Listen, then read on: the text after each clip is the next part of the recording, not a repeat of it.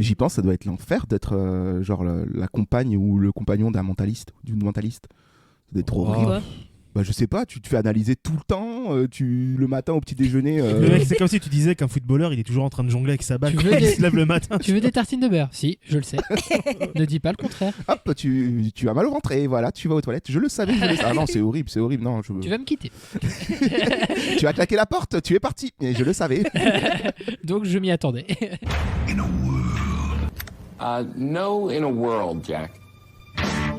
What do you mean, no in a world? It's not that kind of movie. Oh? Okay. Vous êtes complètement tapé ou quoi? Ça va être une tragédie, ce truc-là. Ce manque d'humilité en face de la nature qui se manifeste ici me terrifie. Removing the head or destroying the brain. Ça n'a pas l'air très effrayant. C'est juste comme une grosse dinde. On va passer une bonne soirée, monsieur Pignon. Une très bonne soirée. Accrochez-vous, ça va faire mal.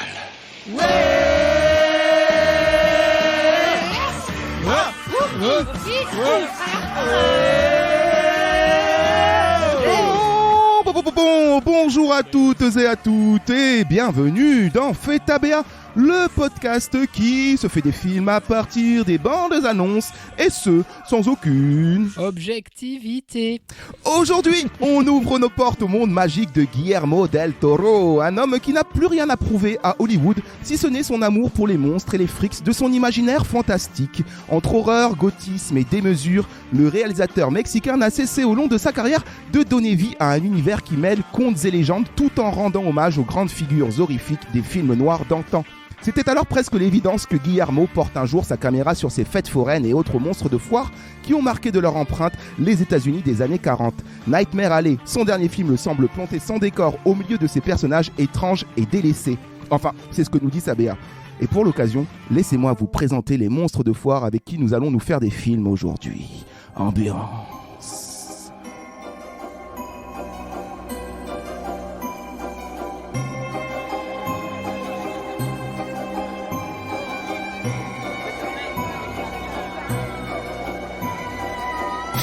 Mesdemoiselles, mesdames, messieurs, petits et grands, n'ayez pas peur et approchez. Venez découvrir les incroyables, les fantastiques, les fascinants monstres de foire de Fetabea. Qu'est-ce que c'est, maman? Des histoires sombres, lugubres, pour des êtres surnaturels. Approchez et rencontrez Johanna, une femme pas comme les autres. Non, une femme comme tout le monde. Je parais normal comme ça, mais regardez, je peux déployer mon deuxième menton. Et aussi mon troisième. Et aussi mon quatrième menton. Pour mon troisième sein, rendez-vous en loge. Incroyable, mesdames et messieurs, prenez un ticket. Venez rencontrer nos monstres de foire comme William, ou autrement appelé... Napoléon Minus, je suis un nain déguisé en Napoléon qui chevauche un très grand cheval. Oui, notre nain, Napoléon Luminus. C'est comment? Il a l'air nul, lui. Venez, petits et grands, approchez, entrez, découvrez Clément, ou autrement appelé... Je suis l'extraordinaire Mickey House. Regardez, venez, approchez, je vous mets de la poudre dans les yeux et vous allez découvrir un monde de féerie. Non, dans les yeux, monsieur, pas dans le nez, la poudre. Regardez, voici un banal homme araignée. Oh, je vous mets la poudre et hop, il se multiplie par 3. C'est super, non? Achetez mes goodies. Et oh, regardez, l'ultime film d'une saga légendaire dans l'espace. Je vous mets la poudre dans les yeux et oh, ça devient... Vous voyez de la merde. Oh, bon, ben je vais la sniffer, la poudre, en fait. Certainement le pire de nos monstres. Le pire de tous, c'est Mickey House. Ce soir, rendez-vous 20h sous la tente. Fin du show. Et toi, Romain, c'est quoi ton monstre? Non, mais moi je présente. Moi, Tu j'ai pas de... Je suis déjà assez monstrueux comme ça. J'arrête cette voix. Salut la team. Bon, petite foire aux monstres aujourd'hui, parce que on a une pensée pour les colocs Kevin et Clémence. Qui sont tombés sous les balles. Oui, les siamois. Toujours collés. Malheureusement, qui ont été avalés par un autre monstre bien plus dangereux et plus réel, appelé Covid. Voilà, on leur souhaite un bon rétablissement, même si je pense qu'au moment de la sortie de l'épisode, ils seront déjà sur pied, remis. Sur leurs 4 pieds. C'est de l'histoire ancienne déjà à ce moment-là. Bon, aujourd'hui, Guillermo del Toro, Nightmare Alley. Allez. Pour son prochain film, c'est le titre de son prochain film Nightmare Alley, donc avec plein de gens, Bradley Cooper, Rooney Mara, Cate Blanchett, Toni Collette, on en reparlera, mais je voulais vous présenter d'abord Guillermo del Toro, qui est peut-être plus trop présentable aujourd'hui étant donné que il a percé, il a ses pairs le monsieur. Guillermo del Toro, réalisateur mexicain né en 1964, déjà 57 ans. On dirait pas, il les fait pas. Guillermo del Toro, une passion déjà dès son plus jeune âge, à 8 ans par exemple, il empruntait la caméra Super 8 de la famille pour mettre en scène ses jouets de la planète des singes et faire des petits films comme ça.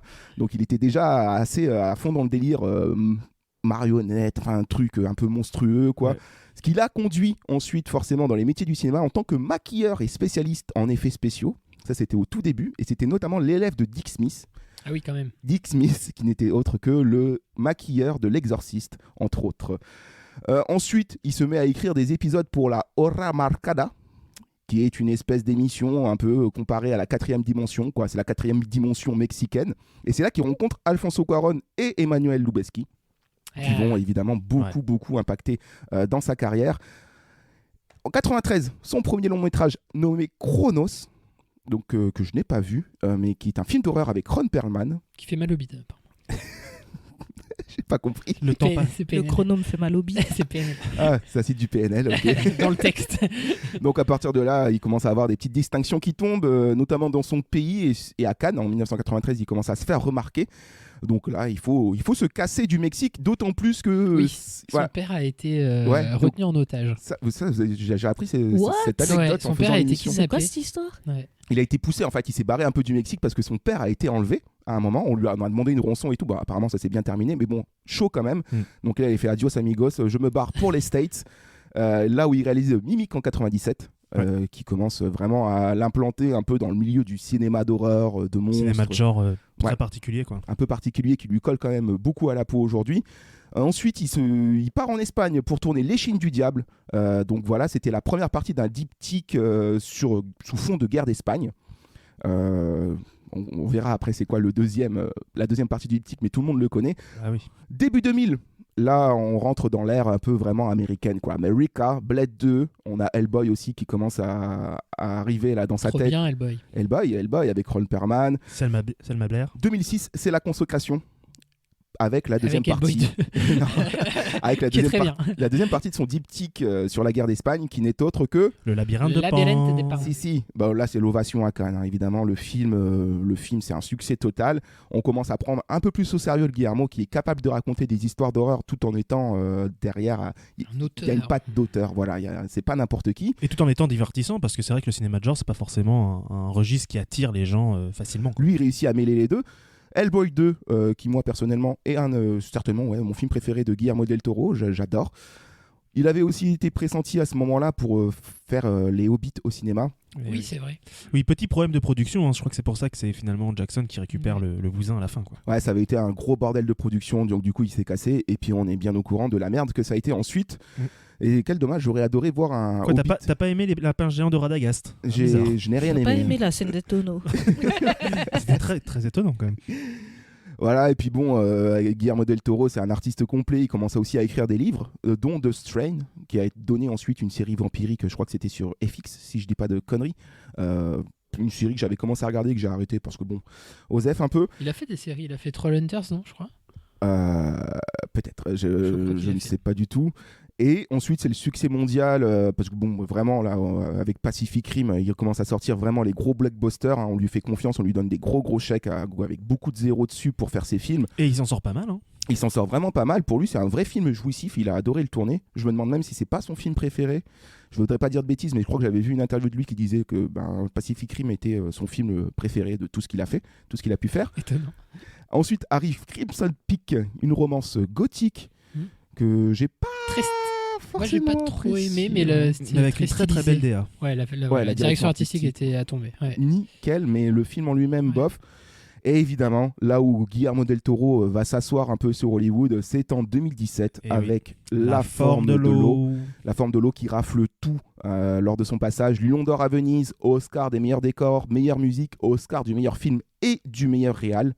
Et à ce moment-là, Guillermo del Toro vient compléter un peu la triplette mexicaine qui faisait rage à ce moment-là à Hollywood. Ça pourrait être la triplette des Belleville. Une vraie position de sexe. La c'est triplette mexicaine. Ah, c'est redoutable. Hein. Je vais te faire la triplette mexicaine. Non, mais on pense à Alfonso Cuarón et Inarritu qui sont ses deux grands copains. Los Tres Amigos. Los Tres Amigos. Ouais. Il y a un documentaire. Los sur Pollos OCS. Ouais, documentaire sur OCS qui est. Il n'y a pas un Disney qui s'appelle comme ça aussi Los Tres Amigos. Amigos. Ah Ouais, ouais, je crois, un peut-être. truc comme ça. Et je voulais juste faire un petit rappel avant de passer à Nightmare Alley, qui est du coup son dernier film, que cet homme est vraiment partout, notamment dans les jeux vidéo. On peut aussi penser à Pity, cet échec de Silent Hill, qui avait beaucoup marqué à l'époque les joueurs dans une démo, ou dans ses apparitions et ses collaborations avec Hideo Kojima. Ouais, il est dans Death Stranding. Dans Death Stranding notamment, et je crois qu'il a encore beaucoup d'autres projets pour ce média-là. Ouais. Et on peut annoncer aussi qu'il est donc le réalisateur du prochain Disney Live, j'ai l'impression, Pinocchio. Je sais pas si c'est un Disney. C'est un Disney Je sais pas, c'est une question. Je sais pas si c'est un Disney, mais oui, j'ai vu qu'il y a un projet. Il va faire Pinocchio. Il y a Pinocchio qui arrive, mais en 2022, donc je cette sais année. pas du tout si c'est une collaboration avec Disney. Même si ce film-là, Nightmare Alley, du coup, est un Disney dans le sens Fox, où Searchlight Pictures est une filiale de la Fox et la Fox appartient à Disney. Mais ça devient de plus en plus récurrent ici à FETABA. Tout est Disney, n'est-ce pas, Mickey House? Oui, haha, j'ai tout acheté. J'ai dépensé sans compter. Alors juste, j'ai regardé Pinocchio, c'est marqué sur notre ami Wiki, production Netflix. Donc pas Disney. Ah, ok. Donc pas Disney du coup. Du coup, il arrive avec Nightmare Alley cette année, c'est de ça qu'on va parler aujourd'hui. Nightmare Alley, adaptation du roman de William Lindsay Graham, nommé Le Charlatan, qui était sorti en 1946. Ça date, mais on verra qu'il y a quand même toute une histoire autour de ces années 40 qui semble le fasciner, le Guillermo del Toro. On va se lancer dans la BA. Allez. C'est parti, let's go. On fait un tour de manège. Un petit tour de manège. Allez, c'est parti, lancement de la BA. C'est parti, la tête à l'endroit, la tête à l'envers. The bras gauche. What year are we in? 1941. What day is today? Wednesday, I think. Very well. As briefly as you can. Can you read minds? Come on in and behold the mysteries of the universe. I want to give you the world and everything in it. What are you talking about? We got a little mind reading show. There's a woman. Abigail? Oh, God. Teach me. Teach you. Everybody has some shadow from their past. Oh, you're trouble, ain't you? What if I told you I can get my hands on a two-person act force? What is the object being held? A pocket watch. Am I correct? Master Stanton, can you kindly name them? What's inside the bag? A small pistol. You're not as hard to read as you think. You run a racket, same as me. If you help me, we can make quite a big dent in this town. You barely know me. Oh, I know. You're no good. And I know that, cuz. Neither am I. This is not a carnival trick. If your foot slips, we both fall. We've had our share of snake charmers in the past. We deal with them. What did you do, Stan? Why did you do this? Sometimes you don't see the line till you cross it. You don't fool people, Stan. They fool themselves.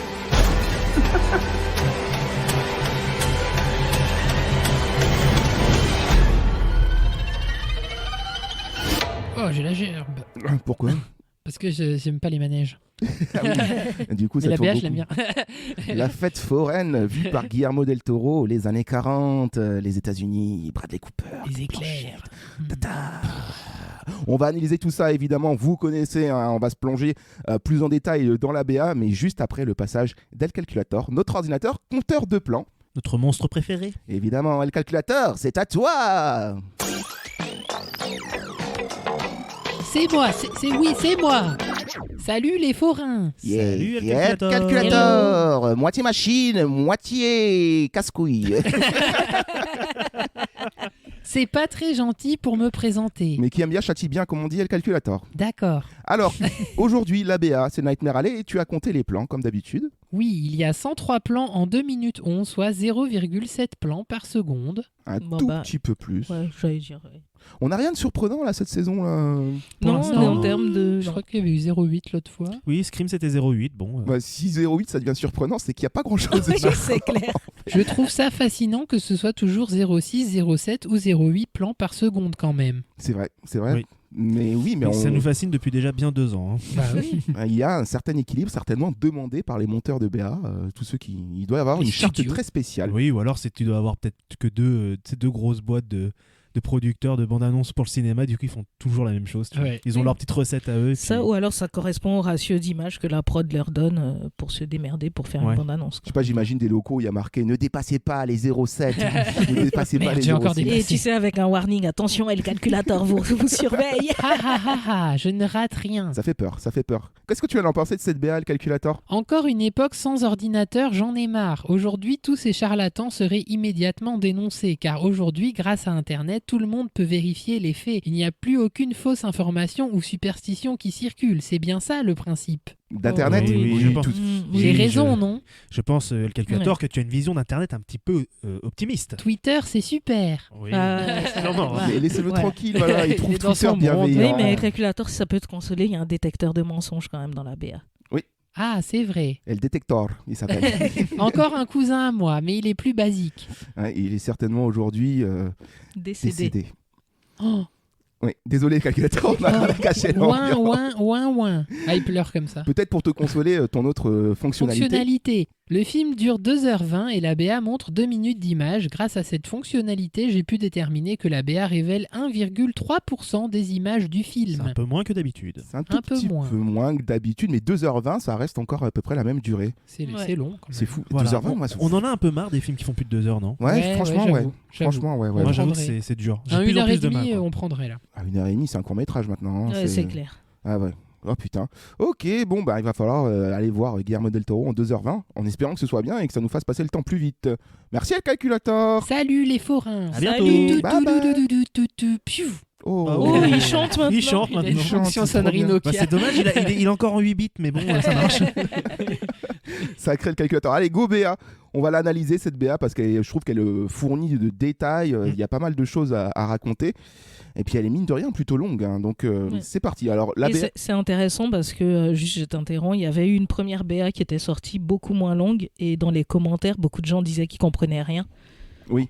C'est peut-être celle-là qu'on On aurait dirait dû qu'ils prendre. ont un peu corrigé le tir, ouais. C'est une BA qui, mine de rien, je trouve, explique. On en reparlera à la fin de notre analyse, mais vous verrez que la BA, elle est complète en fait. Oui, on a sûrement les grandes lignes de l'histoire. C'est sûr. Ou bien une grosse douille. Une belle douille bien orchestrée. On va savoir. La BA, elle s'ouvre sur le logo Searchlight plongé dans la brume et le noir de la nuit. J'y fais référence parce que moi, j'adore quand on change les logos.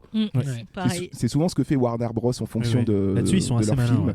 Et j'adore ça. Et donc là, le logo Searchlight, vraiment, tout de suite, on te met l'ambiance dans le halo brumeux qui semble faire référence directement à l'ambiance du film. La musique qui se lance, et j'ai fait mes petites recherches, c'est une reprise de Billie Holiday d'une chanson sortie en 1944 qui s'appelle I'll Be Seeing You. Donc, je te verrai, traduit comme ça. Donc voilà, là, elle est reprise par une autre artiste qui, je crois, s'appelle Taina. J'ai pas envie de dire des conneries, mais je crois que c'est bien ça. Et bon, bref, je pense que ça annonce tout de suite la couleur, quoi. Et aussi le contexte qui nous est tout de suite annoncé. Ouais. Là, du coup, on n'a pas besoin de chercher. C'est clair. En quelle année sommes-nous ? En quelle année sommes-nous ? En 41. 1941. Voilà. On a Bradley Cooper qui est au milieu d'une pièce, une très grande pièce qui me fait penser à un hall d'hôtel. Exactement. Assez luxueux, qui fait aussi penser à des jeux comme BioShock Infinite ou des trucs comme ça. Et donc entouré de gorilles, quoi. Oui. Bon, on dirait des agents des années 40, quoi. Oui, des agents assez classe, en costard, qui le regardent avec hostilité. Voilà. Oui, il a l'air de passer un mauvais quart d'heure. C'est clair, il est vraiment en mauvaise posture, là, le pauvre. Et on le voit rattaché à un détecteur de mensonges. Donc, en fait, toutes ces questions sont le b.a.-ba un peu de ce qu'on pose.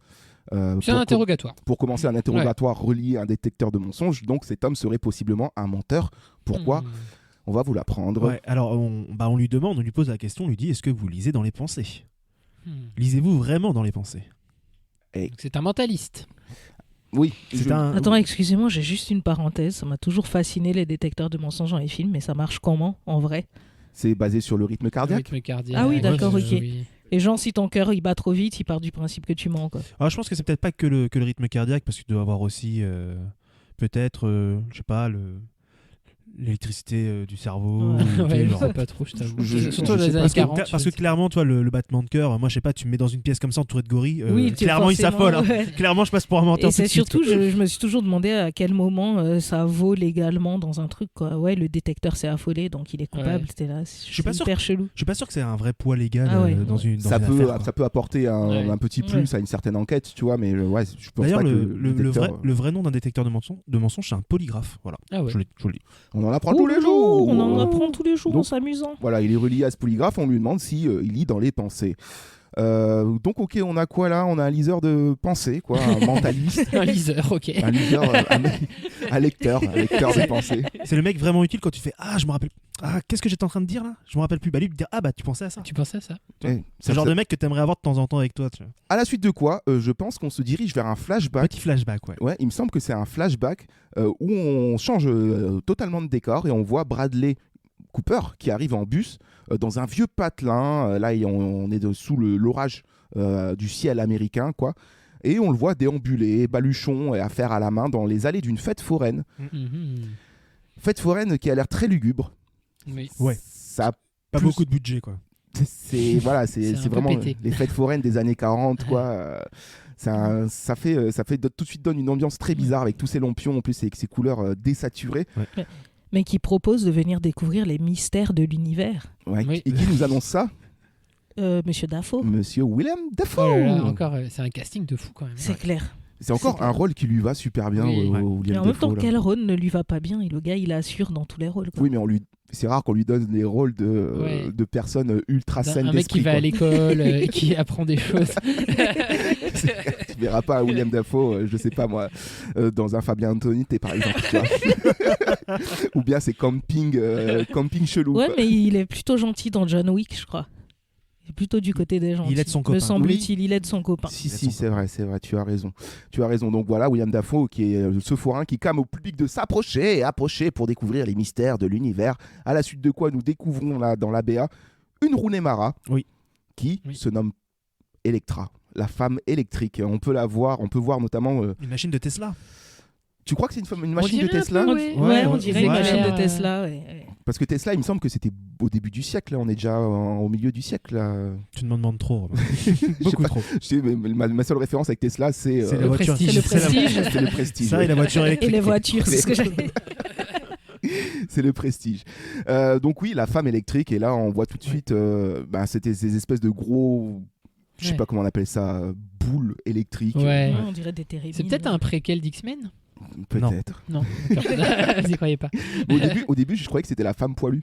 Moi aussi, parce que le design de son soutif, il est trop improbable.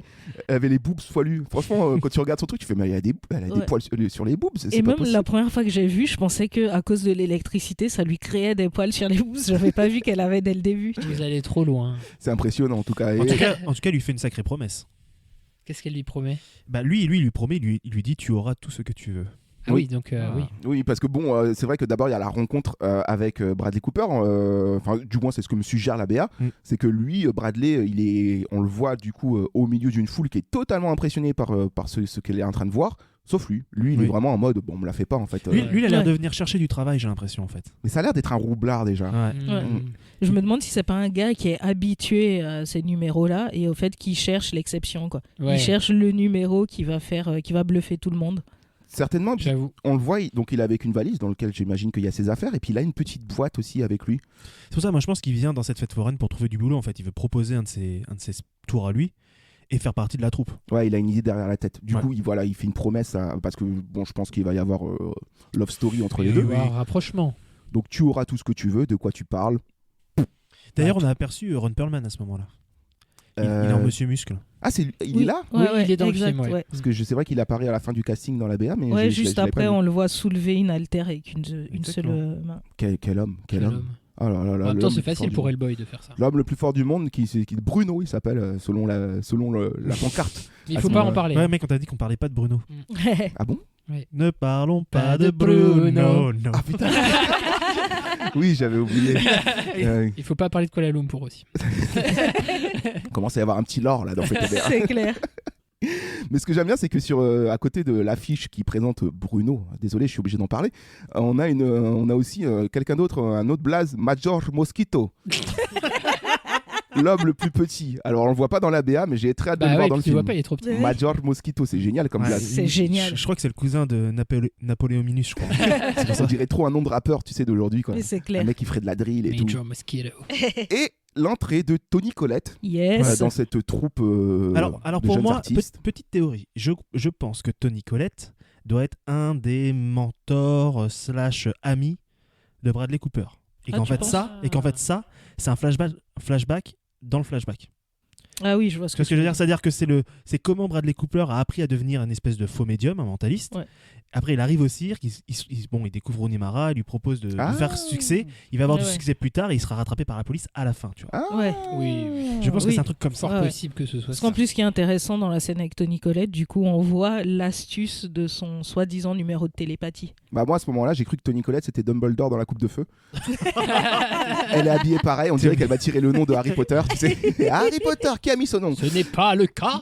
Donc ouais, clairement, c'est une roublarde. Là, ça nous l'est montré direct. C'est une vraie fausse télépathe, en fait. Et raconte-nous tout de suite comment elle feinte les gens, quoi. En gros, elle a quelqu'un qui est sous la trappe. Donc, il y a un monsieur qui est sous la trappe, sous une trappe, et qui écrit sur une ardoise ses soi-disant prédictions. Et ensuite, elle les dit au public à haute voix. Ouais. Du coup, c'est la trappe Nigo. Oh, le bon mot. Mais ça me fait penser à une vidéo qui tournait à l'époque sur Internet où il y avait quelqu'un qui faisait ça, mais avec les réseaux sociaux. On les faisait rentrer dans une tente et il y avait un mec relié avec micro et oreillette plus loin. Qui faisait des recherches sur la personne. Qui faisait des recherches et du coup il annonçait en live. Film, ça. Non, c'est dans un film. Non, je crois que c'était vraiment une vidéo qui c'est dans The Leftovers. C'est dans The Leftovers. Oui. Elle aide le gars à faire des recherches. Elle est sur Facebook et elle dit vous êtes médecin, non? Oui, incroyable, comment vous le savez et tout. Bon voilà, alerte spoil. De toute façon, si ça vous intéresse, il me semble que c'est Houdini qui était donc un grand magicien. J'ai pas réussi à dire prestidigitateur. Un grand prestataire de magie. J'ai abandonné l'idée, tu vois. Houdini, lui, qui était un fan de ces trucs-là, là, des médiums, quand il s'est rendu compte que c'était des charlatans, il a passé sa vie après à essayer de les révéler au public. Et il a écrit tout un bouquin là-dessus, sur le cas notamment d'une bourgeoise qui s'amusait à faire ça dans son salon. Et il a passé des années à démontrer comment elle arrivait à... Putain, un débunker avant l'heure. J'avoue qu'à cette époque-là, tu pouvais trop t'en donner à cœur joie, quoi. Il suffisait d'être un tout petit peu plus malin. Un petit peu malin, ouais. Un petit peu malin, un petit peu de culot, un peu d'audace, et ça t'est suffisant. Un peu de physique-chimie, et c'est bon. Voilà, un peu ce qu'est notre Bradley Cooper, là, parce que forcément, oui, peut-être que ça rejoint ton idée, William, du flashback dans le flashback, parce que là, ça lui donne une idée. Et il a, du coup, envie de copier un peu ce que fait Toni Collette, c'est-à-dire berner les gens. Du coup, il demande tout de suite l'initiation, quoi, de rentrer dans le gang des charlatans. Ouais. Et il va finir par rentrer dans ce gang des charlatans. Ce à quoi on voit là dans la BA une belle image de Bradley Cooper au milieu d'une pièce en feu. Alors, il y a juste avant ça, il y a une phrase qui est dite, qui est une ombre au milieu du passé. Ouais, on a tous une ombre du passé. Exactement. Et un peu plus loin dans la baie, on verra un plan de lui qui s'enfuit d'une maison en flammes avec sa valise à la main. Ouais. Et même juste avant, il y a un plan d'un chapiteau qui s'effondre, quoi, qu'on fait genre on range tout, on range le chapiteau, quoi. Et du coup, ça rejoint ta théorie que c'est un flashback dans le flashback. Peut-être qu'il aurait du coup tout cramé pour repartir sur de nouvelles bases avec l'enseignement de Toni Collette. Voilà, une fois qu'il s'est fait enseigner par Toni Collette, et donc je pense que ça doit être son mari peut-être parce que dans la séquence, on voit un homme qui dit ça justement, qui lui parle de l'ombre à travers le passé là. Peut-être que quand lui, il aura réussi à récupérer tout leur savoir, il va les tuer. Ouais, je pense que ça va finir mal. Qui fout le camp et que c'est après ça qu'il devient lui-même mentaliste, médium. Ouais. Je pense que dans le Bresson, quoi. Ah ouais, moi je pense qu'on est vraiment dans le Bresson là. Le Bradley Cooper, il a une belle tête. Ouais, ça a l'air d'être un vrai sale type, je pense. Ça m'a l'air d'être un gros connard, ouais.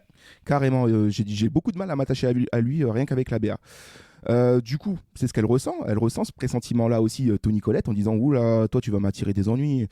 J'ai un peu peur de la tournure que tu prends. Et à ce moment-là, Bradley Cooper, c'est la BA qui le dit comme ça, mais peut-être qu'on n'est pas dans la même timeline, décide de monter un coup avec Rooney Mara. Et la rupture de ton, direct dans la BA, là, fini Billie Holiday, on passe à quelque chose vraiment de plus bresson.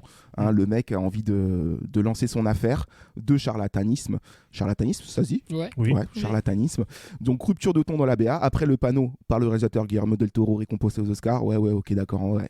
Forcément, il faut bien l'annoncer, ça on a bien compris. Nouveau décor, nouveau public pour le numéro du charlatan, là vraiment on change d'ambiance. Ouais. Et ce qui est intéressant, c'est que sur le panneau, là, tu sais, à l'avant du théâtre, c'est marqué Great Stanton. Ouais. Et il me semble que c'est le nom du personnage. C'est ça, The Great Stanton, je traduis directement, The Great Stanton, mentaliste et voyant des âmes. Ouais, donc on est dans... Ça y est, il a du succès, là. Ouais, bah là, clairement, parce que autour de lui, ce n'est plus une foule de gueux. Si je peux dire gueux, mais c'est pas des... ce n'est plus la plèbe. On n'est plus dans le patelin, là, on est carrément Oui, là, il est au théâtre, là, ça y est. Ah ouais, et puis il a l'air d'avoir un sacré succès. Qui veut me décrire le tour, justement, qu'on voit là ? Le fameux tour. Ah bah c'est un tour où tu vas demander à un public d'avoir... Enfin, il va essayer de deviner les objets que possèdent les gens dans le public. Dans la poche. Sachant qu'il a les yeux bandés. Oui. Truc classique de mentaliste. C'est-à-dire que son acolyte, Rooney Mara, va lever l'objet en dehors de la poche et lui qui a les yeux bandés doit lui dire c'est une montre, un pistolet, une carte à jouer, un préservatif. Voilà. Préservatif. Un Nokia 3310. Voilà. Oh putain, le mec en plus voyage dans le temps. Du fil dentaire. En tout cas, il est devenu célèbre. Il est devenu très célèbre jusqu'à l'arrivée d'une certaine Cate Blanchett qui est un peu en miroir comme ça. On a l'impression que c'est Bradley Cooper à une certaine époque, dans le sens où on la lui fait pas à elle aussi non plus. Ouais. Et là, elle renverse le tour. Elle renverse le tour et elle fait excusez-moi, je vais juste m'immiscer dans votre tour. Qu'y a-t-il dans mon sac ? C'était pas prévu, mais Bradley Cooper s'en sort très bien en disant un petit pistolet. Est-ce que douille de bande-annonce, est-ce qu'ils sont pas déjà complices à ce moment-là ? Je pense. Moi aussi, je pense qu'ils sont peut-être déjà complices. Et que elle est là pour confirmer le fait que c'est un grand mentaliste. Ouais. Moi, je pense qu'il a. Non, je pense qu'il c'est vraiment le moment où il se rend compte. Où il se rend compte peut-être. Et voilà, après avec des techniques de mentaliste ou quoi, peut-être qu'il a vite analysé la Cate Blanchett de haut en bas. Et là, il s'est dit bon, allez, je dis pistolet. Moi, je la verrais bien, genre une journaliste qui essaye de faire une enquête sur lui ou un truc comme ça, tu vois. Ou bien quelqu'un qui lui a dit qu'il a prévenu qu'elle sera là. Et du coup, il s'est un peu préparé à sa venue, d'où le fait qu'il sait ce qu'il y a dans son sac. Ouais, je sais pas trop qui ça peut être, cette Cate Blanchett, mais en tout cas, pareil, mauvaise intention tout de suite. Mais quel charisme! Ouais. Je t'aime, Kate. On retrouve le couple de Carole, quand même, Rooney Mara et Cate Blanchett. Ouais. C'est vrai, bien sûr, carrément. Film de Todd Haynes, si vous ne l'avez pas vu. On vous le conseille, Carole. Mais là, est-ce qu'elle va se tourner vers Rooney Mara ? Pas du tout, parce que qu'est-ce qu'elle voit ? Son mec. Qu'est-ce qu'elle voit, la Cate Blanchett, plus qu'un charlatan ? Elle voit un futur porte-monnaie. Elle voit la moula. Et lui aussi. Donc du coup, les deux, ils vont se mettre en collab, quoi. Ouais. Ce qui est bien, c'est qu'ils essayent pas d'être en concurrence, quoi. Ouais, voilà, tout de suite, c'est bon, je sais ce que tu fais, tu sais ce que je fais. Faisons en sorte de s'organiser pour que ça nous rapporte des thunes, quoi. Elle lui dit, vous faites du racket comme moi ou un truc comme ça. Ouais, c'est ça, c'est exactement ce qu'elle dit. Elle dit, écoutez, vous faites du racket comme moi, pas le sport. Hein. Histoire de deux tennisman. En fait, ils font du squash. Ça vous dit, là, on se tape la balle. Et donc, ils vont un peu. Lui, il va délaisser un peu Rooney Mara pour créer une histoire avec Cate Blanchett. Est-ce qu'on peut dire que c'est le moment où il a ruiné Mara ? Oh, mais dis donc, oh là là. La grande roue. Oh là là. Nemara. Bon, là pour le coup, il y a une petite mise en garde de Kate dans la BA où elle lui annonce que c'est pas un numéro de foire là qu'ils vont faire. Alors oublie ce que tu avais fait avant. Ici, si tu fais un faux pas, on tombe tous les deux. Donc ça a l'air vraiment d'être. Donc là, on step up. Qu'est-ce que ça pourrait être comme coup ? Moi j'ai une question. Est-ce que on quitte pas le milieu du spectacle et tout, et là c'est carrément une histoire de banditisme. Moi je pense que ça. Les années 40, tu peux être sûr que il va y avoir braquage de banque ou un truc comme ça. Non, je pense qu'ils vont arnaquer un grand parrain de la mafia ou un truc comme ça. Tu vois, c'est genre un parrain de la mafia qui vient de perdre sa mère ou de sa fille ou un truc comme ça. Ils vont se trouver le moyen, tu sais, de l'embrouiller pour lui faire verser une tonne de thunes, parce que c'est les mecs qui... Plus je pense que ça va être pas loin de la prohibition de l'alcool et tout, donc il y a des thunes à se faire au niveau de la mafia. Je pense qu'il va aller arnaquer les riches. Et en plus, on voit un plan où il ouvre une espèce de coffre et il y a plein de billets de banque et tout, qui ont l'air d'être à lui, mais t'as l'impression que ça fait un moment qu'il est installé dans ses arnaques. Et il y a aussi un plan sur un lapin. Un lapin dans un couloir, ouais. J'ai pas vu ce plan. Si, un lapin blanc dans peut-être un couloir. Matrix. Du coup, pour moi, voilà, on est dans une matrice en fait. Il faut suivre le lapin blanc. Matrix 4. Ah ben non, il est déjà sorti. Non, mais certainement oui que évidemment ils vont faire des choses qui sont sombres, quoi. Illégales. Au point d'en revenir du coup aux conséquences et à revenir un peu à notre ambiance de début de BA, où le retour du détecteur de mensonges là. avec les mecs qui sont chargés de débusquer les charlatans. Ouais. C'est clairement ce qu'ils disent. Nous, notre boulot, c'est de débusquer les charlatans. Donc ouais, certainement qu'ils ont mis la main dans le poids cookie là où il fallait pas, quoi. Ouais. C'était pas vos gâteaux, les gars.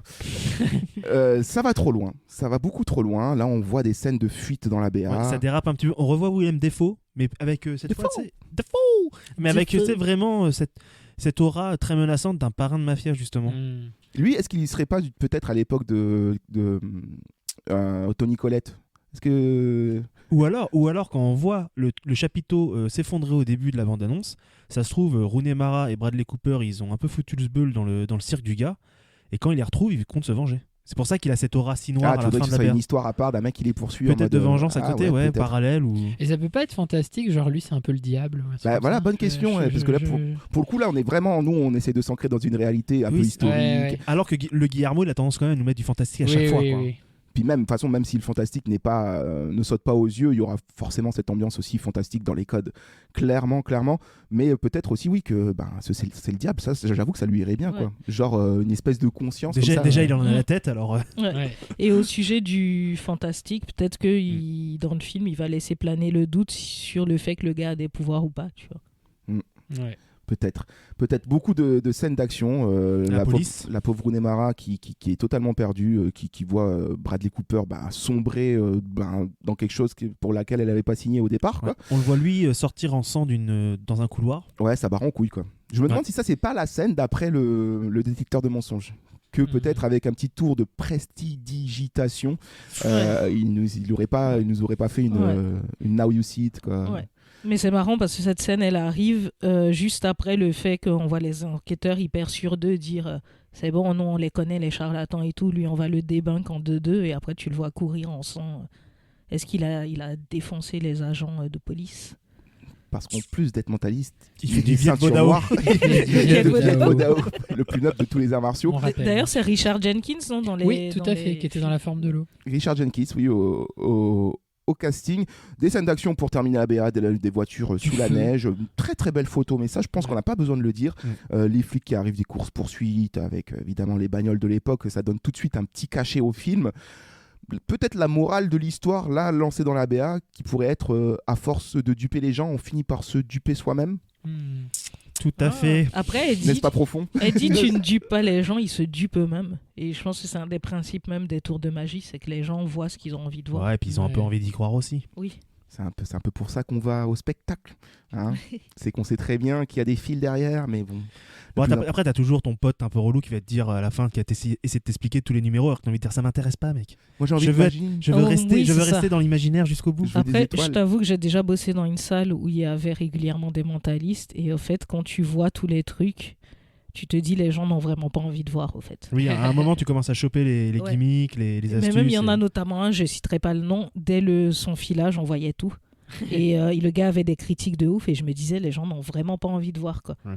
Genre, il est en train d'échanger les trucs devant leurs yeux, tu vois. Un mentaliste, c'est son métier de faire de l'entertainment avec ça. Mais là, on parle de Bradley Cooper qui se fait plus passer pour un médium. Le médium, c'est vraiment du charlatanisme. C'est un peu comme le Bruno Charvet sur YouTube, des trucs comme ça, tu vois.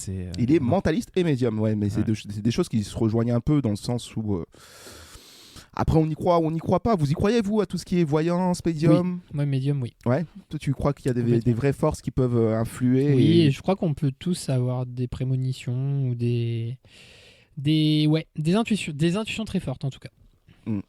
Moi, j'y crois oui et non, mais en fait, quand je tombe sur des cas, par exemple, la dernière fois, on se refaisait Mystère. On se refaisait l'émission Mystère. C'est un délire. Hein. Ouais.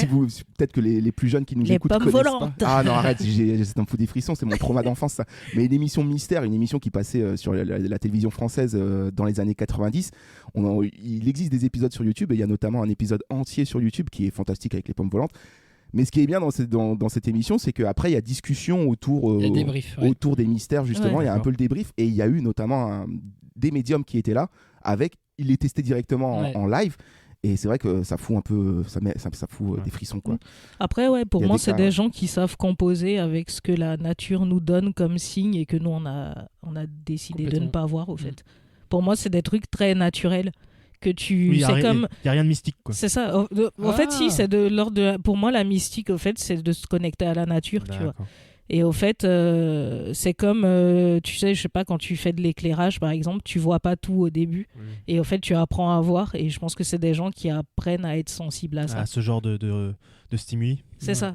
Et dans l'interview, il y en a, il disait, mais je vois comme si je te vois là. Si je voyais un film. C'est vraiment, ils ont des visions. Alors moi, je vais casser un peu l'ambiance, mais moi, pour le coup, je n'y crois absolument pas, à 0%. Après, je trouve ça sympa que des gens... tu vois, puissent être émerveillés par ça, voire même puissent y trouver du réconfort, tu vois, après un décès ou peu importe. Je trouve ça vraiment bien, mais moi, pour le coup, c'est non, quoi. Et ça peut sauver des vies. Ouais, Oui, bah, c'est tant mieux. vrai. Il y a des cas où... Oui, bah, c'est un peu... Comme dans Mystère. Oui, et il y a un truc de l'ordre de la psychologie complètement dedans. On mettra en lien la vidéo, parce que si ça vous intéresse, pommes volantes. voilà, on mettra en lien dans la description les pommes volantes. Oh là là, putain. Si ma soeur elle entend ça, écris-moi. Parce que les pommes volantes, il faudra que je lui envoie la vidéo des pommes volantes. Je crois qu'on a le même souvenir, elle et moi. Le casting de la fin de la BA: Bradley Cooper, Kate Blanchett, Toni Collette, William Dafoe, Richard Jenkins, Rooney Mara, Ron Perlman, Mary Steenburgen, David Strahan, Franck Dubosc. Ah non, merde. Pas du tout, ça, non, c'est il est pas là. Ron Baravi. Non, mais un casting, voilà. 8000 étoiles. Évidemment, quoi. Je veux dire. C'est vrai que maintenant, il peut se permettre d'avoir ce genre de casting. Ah oui, non, mais c'est clair. Del Toro, là, il a juste à claquer des doigts. T'es sûr qu'il y a tout le monde qui va dire oui, quoi. Let's go. Il snap. Et la dernière image de la BA, c'est Bradley encore dans les flammes. Et c'est le titre et c'est la fin de la BA. Nightmare. Allez. Est-ce qu'il serait pas un peu pyromane? Il y a quand même beaucoup de scènes de feu. Hein. Je pense que c'est des scènes qui proviennent d'une même séquence, mais qui sont distillées comme ça dans la BA, qui te font croire que peut-être que oui, c'est intentionnel pour te montrer qu'il a un rapport au feu assez particulier. Je ne sais pas. Nous verrons. Je ne sais pas. L'homme de feu. Le feu, le destructeur. C'est ça, surtout l'image forte, purificateur. Si Avez-vous envie de voir ce film avec cette BA, William? Je sais pas trop. Ouais. C'est-à-dire que j'ai aimé l'ADA dans la BA. Je trouve la photo très belle. Je pense qu'en termes de réa, ça va être très bien parce que c'est Del Toro et qu'il n'y a pas trop de doute à avoir. Maintenant, je suis pas sûr que la thématique m'intéresse beaucoup. Après ce que tu nous as dit, ouais. Je pense. Ouais, voilà. Mais jusque-là, j'ai jamais été trop déçu par les films de Guillermo del Toro. Moi, mon préféré de lui, j'aurais tendance à dire que c'est un peu le labyrinthe de Pan, mais comme tout le monde. Après, j'aime beaucoup aussi Pacific Rim. C'est un peu un de mes plaisirs coupables. Je suis pas trop d'habitude ce genre de film, et pourtant, je trouve que ça en Et pourquoi coupable? C'est ça que je comprends pas. Pourquoi mais je trouve que non, mais parce que c'est vrai qu'à priori, tu te dis ouais, des grosses crevettes qui se battent contre des gros robots, c'est un peu relou, tu vois. et en fait, bah, j'ai bien kiffé, quoi. Avec des gros riffs de guitare électrique et tout. Moi, Et moi, pour moi, je pense que Pacific Rim, c'est un peu l'aboutissement de ce que faisait déjà Del Toro au début, c'est-à-dire de jouer avec ses jouets et de les filmer. Oui, là, c'est clairement le cas. C'est un gros kiff. Donc oui, je suis quand même assez pressé de voir le film, même si je suis pas sûr que ça va me plaire. Par exemple, le dernier, La Forme de l'eau, j'avais bien aimé, mais vraiment sans plus, tu vois. Sans plus, j'étais un peu sorti du truc, j'avais pas été embarqué par l'univers, alors j'espère que cette fois ça va être le cas. En tout cas, on ressent encore cet amour pour ce cinéma noir qui habite tous ces films. Et pour les bébêtes. Et pour les bébêtes. Est-ce qu'il y aura des bébêtes dans ce film? Pas sûr. Pas sûr, je pense pas, non. Johanna, as-tu envie de voir ce film avec cette BA? Alors, moi, je t'avoue qu'un peu comme William, si j'avais vu cette bande-annonce sans savoir que c'est Del Toro, je sais pas si ça m'aurait vraiment intéressé. Après, ça m'intéresse de voir son nouveau film, quoi. Parce que je sais que artistiquement, ça va être un régal et que le casting est très, très, très, très, très intéressant. Ouais. Moi, de toute façon, tu m'inquiètes Blanchette, j'y vais. Ouais, puis Carole, je pense que c'était un de tes films de cœur à l'époque aussi. Mais de ouf, je l'ai regardé à Noël, c'est mon petit film de Noël. Le film de Noël, Carole, c'est marrant ça. Christmas Carol. Et si t'avais un film préféré de Guillermo, même si t'as pas tout vu. Ouais, en fait, je me suis aperçu que j'en ai vu que 2 de lui. J'ai des grosses lacunes en Del Toro. J'ai vu que Le Labyrinthe de Pan et La Forme de l'eau. Et entre les deux, j'ai une grosse préférence pour Le Labyrinthe de Pan. Parce que j'ai découvert son univers comme ça m'a beaucoup dérouté. Visuellement, c'était une claque. La gamine, elle joue trop bien. Enfin, les gamins jouent trop bien. Et j'ai trouvé que c'était une très très bonne entrée en matière dans son cinéma, quoi. C'est vrai que c'est certainement son masterpiece, Le Labyrinthe de Pan, on va pas se mentir. En plus, moi, quand je l'ai vu à l'époque, j'y allais avec beaucoup d'idées préconçues en me disant ça va être un film vraiment un peu hollywoodien, blockbuster. Et en fait, pas du tout. C'est ultra c'est équilibré avec beaucoup d'intelligence et surtout ça appuie sur quelque chose de très fort qui est la guerre d'Espagne. Et il est dur, ce film en plus. Très dur. Et moi j'ai beaucoup d'admiration pour ça chez lui, c'est-à-dire qu'il s'empare des sujets avec son univers à lui qui est quand même assez sombre, quoi. Faut réussir à le vendre le truc et il rend ça très accessible et vous verrez dans le Comme ci comme ça, mais c'est un des réals dont les gens connaissent le nom, quoi. Il y a beaucoup de gens qui ont tendance à s'accrocher aux comédiens, à tout ça, et là il y a une hype Del Toro, quoi, très clairement. Très très fort, je trouve que c'est très intelligent et très malin de sa part. En même temps, je pense que c'est parce que c'est la passion qui parle avant tout, de partir d'un genre pour pouvoir exprimer beaucoup de choses à partir de ce genre. Clément, as-tu envie de voir ce film avec cette BA ? Ouais, carrément, je suis hyper hypé, j'aime beaucoup Del Toro, j'adore cette espèce d'âme d'enfant qu'il y a dans tous ses films. Moi j'aurais du mal à classer ces films parce que j'ai vraiment adoré Hellboy 2. Mais pareil, moi c'est mon préféré. Je m'y attendais pas. J'adore Labyrinthe de Pan et j'ai adoré La Forme de l'eau. Je trouve que c'est vraiment son film, peut-être le plus classique, mais qui permet justement peut-être de rentrer dans son cinéma aussi pour les gens qui sont un peu... réticents au départ. Carrément. Et l'ambiance c'est tout ce que j'aime, donc les trucs de fête foraine creepy, ça me fait penser à Elephant Man, ça me fait penser au Prestige, ça me fait penser à American Horror Story. Enfin, il y a plein d'influences et en même temps ça a l'air assez unique. Après ça en révèle sur l'histoire sans non plus trop en dire, donc j'ai hâte de savoir où ça va. Il y a quand même 2h20, donc faut que ce soit dense comme film. Et puis moi, il y a Rooney Mara, donc moi c'est ma Kate Blanchett à moi. C'est marrant, c'est bien, nous du coup Carole, c'est notre film ultime, tu vois. Ça nous réunit toujours. Moi tu mets Rooney Mara, j'y vais, donc très très hypé par ce film. T'avais quand même une petite crainte en off avant de commencer l'émission, que ce soit une douille. Oui. Mais je sais pas vraiment à quel niveau. C'est un ressenti de BA. C'est que je sais que Crimson Peak ça m'avait pas passionné par exemple, alors qu'il y avait tout pour que j'aime le film de fantômes, de maison hantée et tout. Donc j'attends de voir où il va, quoi. Je trouve que c'est un point de départ qui est ultra prometteur. Après j'ai envie de voir où ça va. Yes, mais c'est dommage qu'on n'ait pas les colocs aujourd'hui parce que c'est des grands fans de Guillermo del Toro et c'est les premiers à défendre Crimson Peak que moi perso aussi j'ai pas trop. Et toi Romain du coup? Assez partagé dans le sens où formellement je trouve la BA très belle, hein, évidemment techniquement et tout, bon ça prenez-le en compte, évidemment c'est très très beau, c'est très bien, j'adore les décors, j'adore les costumes, j'adore la direction artistique, hein, clairement en gros la photo est magnifique, mais je trouve que formellement la BA nous raconte peut-être trop de choses. Je trouve qu'elle laisse pas assez place au mystère pour me donner vraiment à 100% envie d'y aller. Donc tout est basé sur le nom de Guillermo del Toro et puis il faut toujours aller se faire son avis directement. Et puis Guillermo del Toro au cinéma ça ne se manque pas. C'est juste ça un peu mon appréhension sur si je dois tout de suite juger la BA. Mais oui ça me donne envie, même sans avoir vu d'image, ça m'aurait déjà donné envie. Mais je trouve que la BA là pour le coup nous en montre peut-être trop et peut-être qu'on a... On verra, peut-être qu'il y a une grande surprise derrière, mais j'ai l'impression qu'on a quand même réussi à débunk un peu tous les fils de l'histoire. Donc il n'y a pas trop de zones à combler là pour le coup. Donc j'espère qu'il y aura quand même du mystère, hein, je vous l'avoue. Donc très envie, mais en même temps, objectivement, la BA est pas dingo, je trouve. Et juste un petit truc, du coup, j'ai découvert en préparant l'épisode qu'il y avait déjà eu un film adapté du même roman duquel est adapté ce film. Le film s'appelle Le Charlatan. Et je sais pas si c'est des notes récentes ou si c'est avant, mais il a genre sur Allociné un truc genre presque la note max en spectateur et en presse, quoi. Ah ouais. Les gens ils ont l'air d'avoir surkiffé ce film. Je suis allé voir des images, c'est en noir et blanc et c'est un très beau noir et blanc. Il a l'air très beau ce film. Eh ben, dingo. Qui date de 47, je crois. Il y a un film tchèque aussi qui s'appelle Le Charlatan qui est sorti cette année au cinéma. Je sais pas si c'est adapté du bouquin, mais voilà. C'est ça, il date de 1947. C'est ça que j'aime bien aussi dans la BA, mine de rien, c'est qu'on est vraiment très années 40. Quoi. Ouais, c'est l'hommage au film noir. C'est vraiment, on est clairement dans un contexte des années 40. Il y a la musique de Billie Holiday qui vient des années 40. C'est adapté d'un bouquin qui date des années 40. Donc il y a vraiment cette envie de respect du contexte aussi. Quoi. Oui, on est dans la période du cinéma noir des années 30-40. Et totalement, parfait. En termes de cinéma, je sais que les inspirations pour ce film de Guillermo del Toro sont aussi axées sur des films des années 40-50. Voilà, ça c'était nos avis autour de la BA de Nightmare Alley. Qu'en pensent les gens sur les internets avec leurs commentaires? C'est tout de suite le comme ci comme ça. Comme ci, comme ça, comme ci, comme ci, comme ça. Les commentaires des internets. Comme ci, comme ça. Les commentaires des internets. Le comme ci comme ça de Clémence sans Clémence. Ouais, mais un peu avec Clémence. Mais toujours, elle est toujours là, un peu présente dans nos cœurs. Hein. Et oui, quand je lève les yeux au ciel, je vois qui? Clémence. Ça va trop loin. C'est normal, j'ai collé sa photo au plafond, c'est pour ça. Absurde. C'est tellement absurde.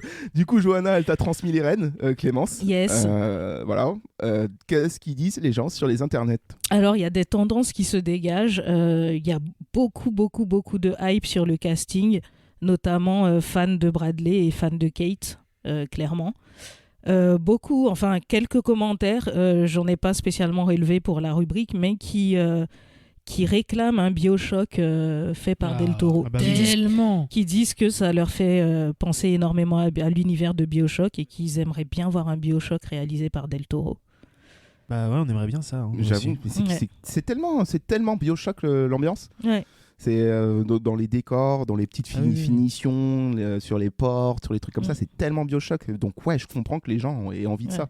Et il y a quelques personnes qui sont d'avance contre ce film parce qu'il renvoie au film Le Charlatan de 1947. Donc pour eux, ce sera forcément de la merde, celui-là. Voilà, c'est les 3 grandes tendances en gros qu'il y a. Ok.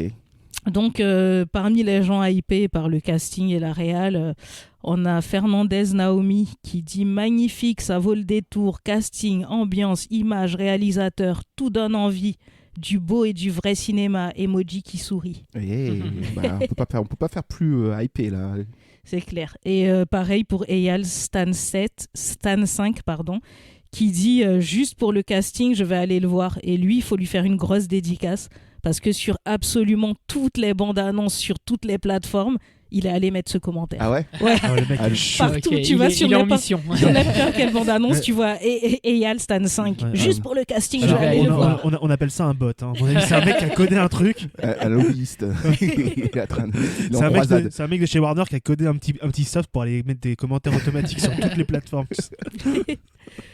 Alors, toujours sur le casting et le réal, on a Nathan Lane qui dit « Oh oui, la beauté des images !» Emoji yeux en cœur, emoji feu. Et ce casting de malade, grosse hype, Del Toro va encore nous en mettre plein la vue. Et pour un film qui ne sera pas fantastique, impatient. Un film qui sera pas fantastique. Je suis pas sûre de la dernière phrase. À mon avis, il y aura du fantastique quand même dans le film. Ça se trouve, il y a vraiment du fantastique et c'est peut-être ça la part de mystère qui n'est pas montrée dans la BA. Ce serait cool. Des gros SDA quand même chez les. Ouais. Ah mais il y a toujours SDA. Hein. Il y a toujours SDA. C'est toujours risqué les mecs d'être aussi hypés. Hein. Ouais. C'est ça. On a Elisabeth alias Circe qui dit « Wow, le casting magnifique, j'adore Bradley Cooper. Il jouait dans la série Alias avec Jennifer Garner. C'était le début.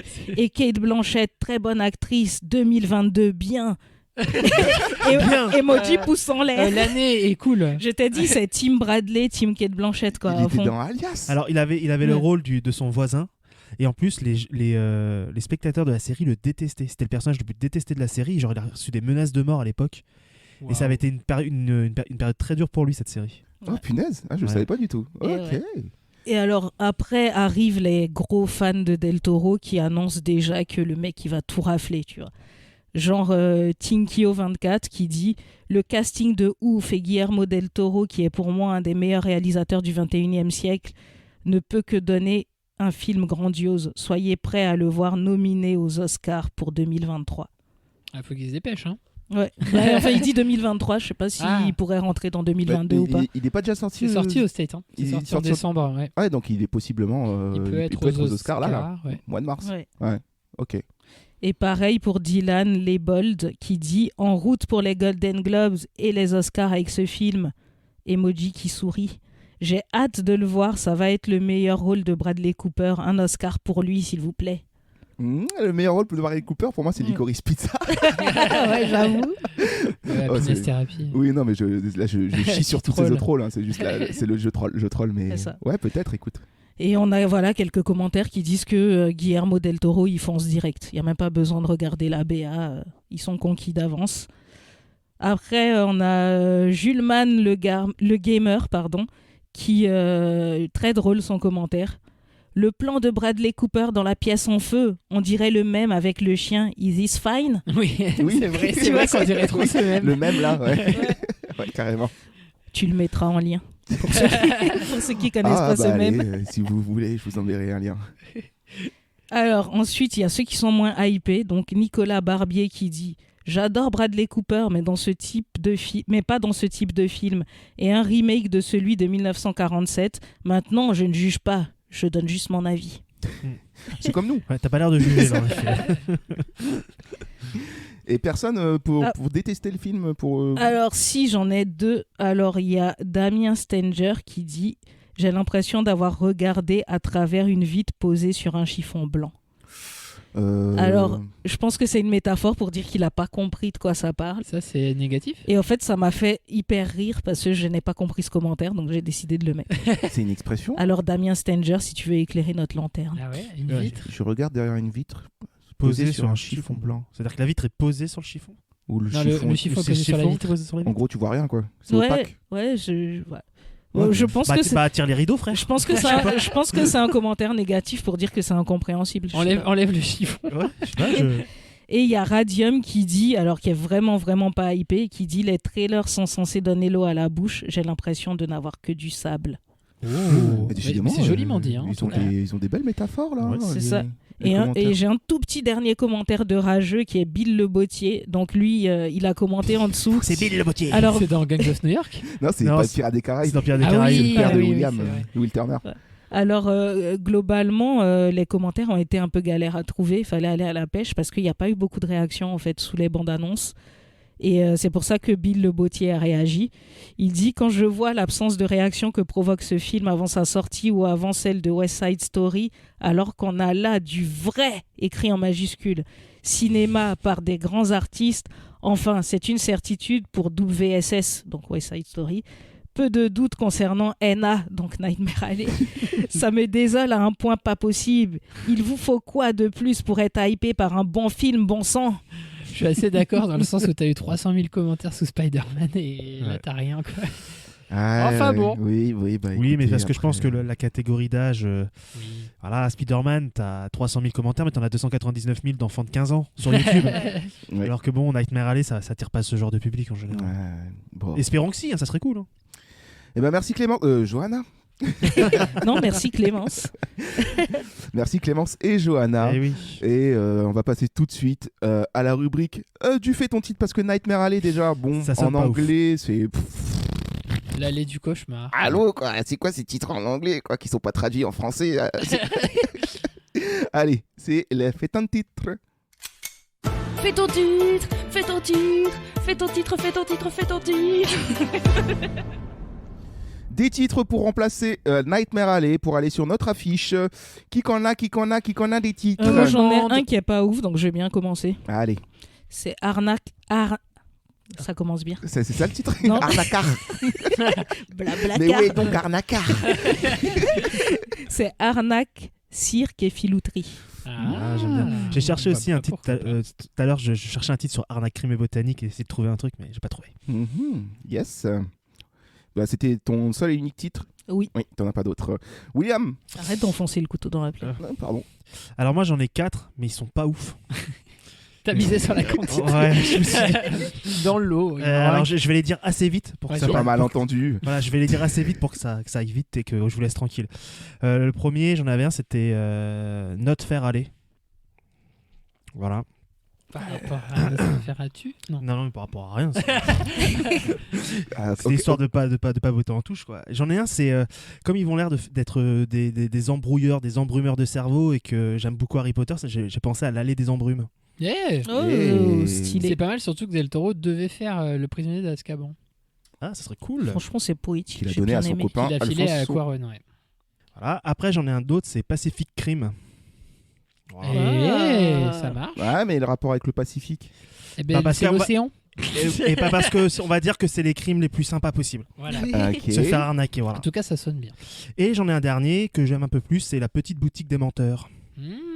Pas mal, parce qu'à mon avis, ils vont ouvrir un petit cabinet de curiosité ou un truc comme ça pour faire leur séance de médiumnité. Yep. On est dans l'ambiance. Clément. Ouais, alors moi, j'ai la catchphrase, c'est un film coup de poing et du coup, mon titre, c'est Patate de forain. J'adore. Qui est pas si ouf. Ah non, moi je kiffe. Pourquoi j'ai l'impression d'avoir déjà entendu ce titre ouais. C'est possible. Après, j'ai American Horror Circus avec en catchphrase la loi de Murphy. Ça, c'est un peu subtil sur Ryan Murphy. En plus, il en fait des techniques, mais qui sont bien, quoi. Et après, j'avais une catchphrase. Juste la catchphrase, c'est te foire pas, Guillermo. Ah, pour la parce foire. qu'il y a une foire. Voilà. Bon, Petit temps elle de- peut aller un peu avec tout. Petit temps de Voilà. réaction. Voilà. Et toi, Romain? J'ai des titres. Ouais, je sais, ça J'ai fait des longtemps. titres sans origine à l'intérieur. T'en as combien? J'ai pas de titre. Ah si, j'en ai. J'avais aussi envie de surfer sur American Horror Story, qui évidemment consacré une saison à toute cette ambiance de freaks là. J'avais American Mytho Story. Ouais. Yes. Ah, j'aime bien, c'est cool. J'en avais un autre pour la blague, vu que c'est un personnage assez sombre, qui ça a l'air d'être un anti-héros quoi et tout, et que Guillermo est mexicain, j'avais Sombrero. Et en vrai, je surkiffe. Non. C'est énorme. Non, c'est la blague, c'est la blague. Oui, c'est la blague. mais c'est très drôle. Et j'en ai un autre qui tourne autour de ce charlatan quoi, qui viennent comme ça racketter les gens quoi, clairement. Catchphrase: Bradley, Kate, ensemble pour vous jouer de mauvais tours, la team raquette.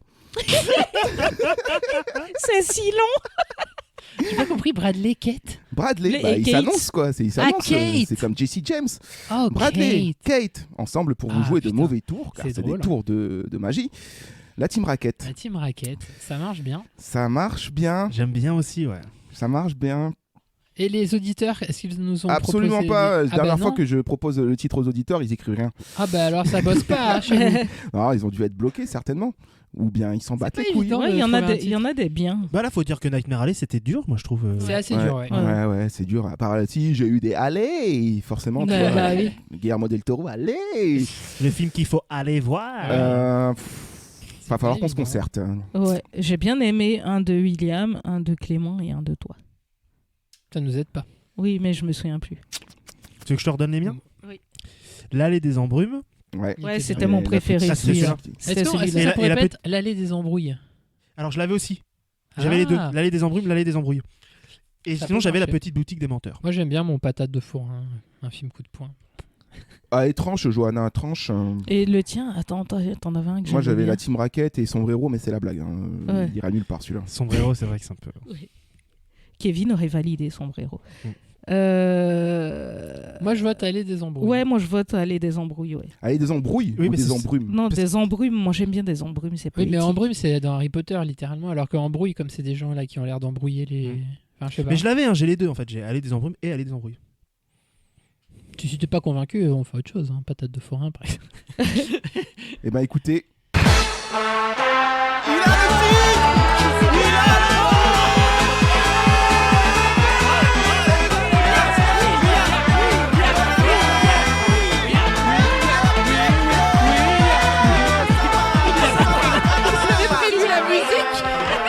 Ça fait un an qu'il attend de voir la même. Un an que j'ai un truc en raccourci avec marqué le W en haut. Oh mais c'est incroyable. Ah c'est beau. Allez, c'était ma dernière, les gars. Ciao les losers. Ah, et je suis content qu'on y ait assisté. L'allée des embrouilles, le nouveau titre pour Nightmare Alley. Ça va, t'es content, William? Enfin, Ouais, bah franchement, ouais. léger, libéré d'un poids. Je suis dégoûté que Kevin soit pas là pour lui dire chais. Ouais, mais il aurait eu le titre. Ouais, mais il donc, aurait eu. J'avoue, il l'aurait eu. C'est bien il qu'il a- Je soit suis pas bien là. content qu'il soit pas Il là. a le Covid, donc cher, hein, ça marche aussi. Hein. L'allée des embrouilles, le nouveau titre pour Nightmare Alley. Je suis déçu pour ma team Rocket, mais bon, C'était écoutez, bien. C'était Non, bien. mais c'était très bien. je pensais que je l'avais. Bravo William. Bah écoute, Nassi Massi. J'ai un peu l'impression de le voler le titre là quand même. Non, bah non. Mais non, et tu l'as mérité, t'as bossé. Allez, c'est gentil. Un homme qui a cru À la pendant semaine prochaine. plus Qui croit que d'une c'est fini. saison. Bah c'est déjà la fin. Ah ce- oui, c'est vrai. Et oui, on va se dire au revoir sur la musique du carnaval. Samba. Samba carnaval. Bisous. Non, on va passer au générique classique tout de suite. Bravo, l'allée des embrouilles, Nightmare Alley. Ça sort le 19 janvier au cinéma. Et voilà. Allez voir. Et allez voir. Tête à l'endroit, la tête à l'envers. Et approchez pour les filles. Approchez à Allez, Les choucroutes offertes. on se dit au revoir. On n'est pas bien? Si. Paisible. À la fraîche. Décontracté du gland. Et on bandera quand on aura envie de bander. Voilà. La la la la la la. Il a pris le Il a pris le titre. Il a pris le titre, Et là, incroyable. il est humble, il dessine. Champion d'automne. Il dessine sur un coin de feuille, mais vraiment nonchalamment, alors qu'à l'intérieur, il se c'est la un pète, je vrai trouve, volcan. maintenant. Les gars, mais ça y est déjà. Et dégonfle, gros, dégonfle. Je vous prends de haut, ça y est. Reste humble, Eh, reste je vous regarde et je vous fais des L, les gars. Qu'est-ce qu'il y a? J'ai envie de te donner les titres, Clément. On a créé un monstre. C'est le cas de le dire, parce qu'aujourd'hui c'était la foire des monstres, Nightmare Alley de Guillermo del Toro, la BA. On va aller voir ça nous dans le cinéma. Dans le cinéma, oui. Dans le cinéma, c'est mieux pour voir les films. Putain, j'ai un titre qui est arrivé de beaucoup trop. Dis-nous. Trop tard. Trop tard. Elle emporte tout. Oublions. Elle a fait Blanchette. Waouh, non, incroyable. trop tard, tu l'as dit. Oui, c'est trop tard. Mais vas-y, je vous dirai en off. Non, dis les c'est le freak comme le monstre, c'est chic. Comme la chanson de Freak, c'est chic. Et bah, catchphrase. Tu prends la catchphrase au dernier moment. Dernier moment, incroyable. Oh là là, elle jongle en plein match. Mais c'est pas pour ça que tu vas pas résumer ce script. Il transpire le William. Je suis pas bien. Il doit partager l'affiche avec quelqu'un, ça me met mal. Merde. Le freak, c'est chic. Mais non, c'est bien. C'est très bien. C'est bien. Bon, écoutez, Nightmare Alley, on va aller voir ça au cinéma. On vous fera un match retour. Et puis la semaine prochaine, j'ai qu'une chose à dire, c'est bye bye, ciao Paname. Allez, salut. Adieu Paris. On va au bistrot. On va boire un coup avec Edouard Baird et son dernier film qui se nomme Adieu Paris. Une chose que j'ai envie de faire depuis un moment, de me barrer de cette ville à la con. Un drôle d'écho à nos vies. Voilà, une BA très marrante, vous verrez, on l'a choisi parce que sa construction est assez drôle et que ça va certainement faire très rire les gens autour de la table et vous apporter pas mal de petites anecdotes croustillantes et fines et délicieuses. Et truculentes. N'est-ce pas? Vous pouvez nous retrouver sur tous les sites de streaming de podcasts, Spotify, Apple Podcasts, voilà. Venez nous noter, c'est possible de nous noter sur Spotify, sur Apple Podcasts et tout. C'est important pour nous, donc si vous avez kiffé, ça prend 2 secondes, faites-le. Mettez ce que vous voulez, on vous force pas à nous mettre la note ultime, même si on estime qu'on la mérite. Et vous retrouvez-nous évidemment sur notre site internet www.fetabea.fr où on va continuer de se faire des BA. Et vous aussi faites votre BA, comme par exemple William. Comme par exemple, éviter d'insulter la mère d'un gars quand tu joues à LoL. Ça c'est bien. Ah, ça a l'air d'être un traumatisme profond. Non, franchement, je viens de commencer, c'est cancer. Il y a un mec qui m'a dit qu'il voulait que ma famille meure d'un cancer. Sérieux? C'est chaud quand même, non? Ouais, mais je joue pas à LoL, mais j'ai entendu dire que c'était très chaud. Voilà, après, je suis très mauvais, donc je mérite. Regardez Arcane plutôt que d'y jouer. Voilà. Il y a pas de chat au moins là-dessus. Voilà. Allez, ciao, bye bye, bisous. À très vite. Salut les amis copains.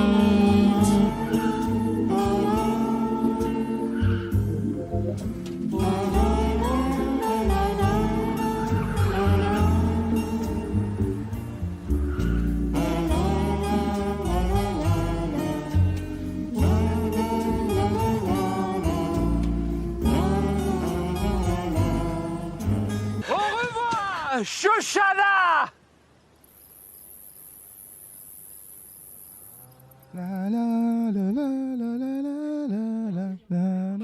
Est-ce qu'on va pas acheter du gris-gris gnogno tatage?